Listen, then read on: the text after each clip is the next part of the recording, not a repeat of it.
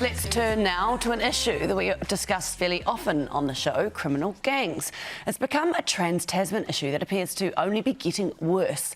Most recently, a mongrel mob member was detained in Darwin, Australia. The 24-year-old has had his visa cancelled and will remain in an immigration detention centre until he's sent back here.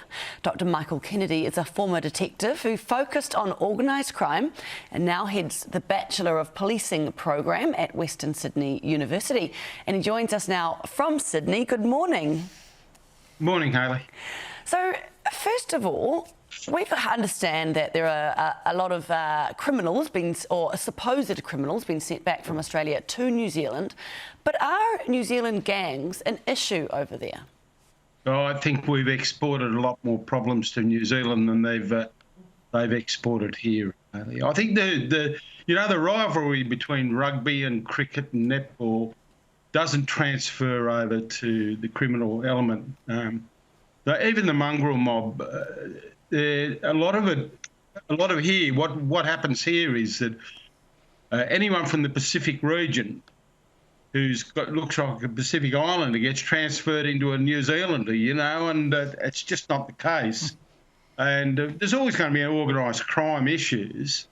But even the mongrel mob, I hate the disappointment, but they don't really even rate a mention in relation to outlaw motorcycle gangs here. There's a lot more problems here than the mongrel mob. And as you said, you're exporting some of those problems to us here in New Zealand. One gang mentioned is the Comancheros, apparently quite a ruthless gang. Are we set to see more of those in New Zealand, and what kind of problems will they bring?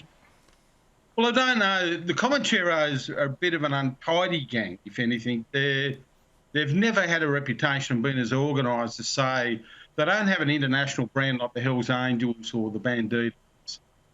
But the problems that we've got in Australia with these gangs is that they seem to be, if you like, the working class gangsters, if you like, that are responsible for the distribution of methamphetamine around the concerts that we have at this time of the year.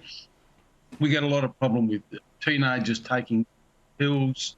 We get a lot of problems with methamphetamine is a big issue. I don't know why, but the media calls it ice, and it sort of romanticises what it really is. It's been a problem drug since World War II. It's an anti-fatigue drug, and if you use it too much in recreational sense, it makes people paranoid, and they become extra aggressive and violent, creates domestic violence issues.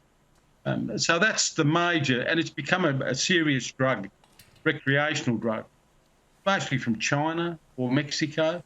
And I think as it becomes more popular, just like heroin, it'll end up going over to New Zealand. How it impacts there is anyone's business. So. We do already have quite a problem with methamphetamine here in New Zealand as well. Do you think with more gang members coming over from Australia that's going to get worse? Will it change the landscape? I don't think so, because New Zealand's always had a home bake. They call it home bake, from my memory, problem. They didn't really have the mainstream drug problems, and I think there'll be a bit of a problem there. But the limited amount of money they can earn by exporting to New Zealand, I don't mean to be offensive, but it's hardly worth the effort, That's not offensive. That's great. That's great news. I mean, it's hardly worth the effort. You've got to go over there. Most people like to go to New Zealand for a holiday. They don't like to go there to get involved in criminal activity, We have had a former Australian federal officer who has worked as a cop here in New Zealand as well, saying that the New Zealand police force are not able to cope, they're not resourced to cope with the influx and what's to come. What do you think about that? I think it's a load of nonsense, and he should shut up and keep his opinion to himself. The federal police, I've got to tell you, the federal police are not first responders to anything in Australia. They're specialised, and really they rely on data. They're mainly concerned about amounts. The state police in a federal model are concerned about the gangs or the networks that do the business. And I don't think that's right at all. Nick Caldas has recently been over there he's an ex-deputy commissioner, in relation to problem we imported over there to do with terrorism, and he can't sing enough praises of the New Zealand police and how well they do their job and how sophisticated they are. It's not perfect. There's a lot of problems. Probably younger police over there are getting more aggressive and being ruder to the public. That seems to be the thing. But in terms of their competency, I don't think that the federal police are in a position to be talking about anyone's competency. Thank you very much for your enlightening and fascinating interview. That's Dr. Michael Kennedy from Western Sydney University. You're always welcome. Michael, we should also point out it's 5:20 over there, so it's even kinder of you to give us your expertise at that ungodly time. Thank you so much. Now, I look like a grumpy old man, but I'm not.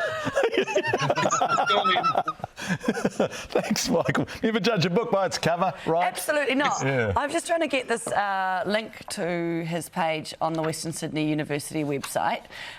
He is a former police officer, as we said. He's doing He studies, he's the author of The Police Means, Ends and the Rule of Law, which is a Marxist Gramscian challenge of class, agency, corruption and reform in progressive analysis.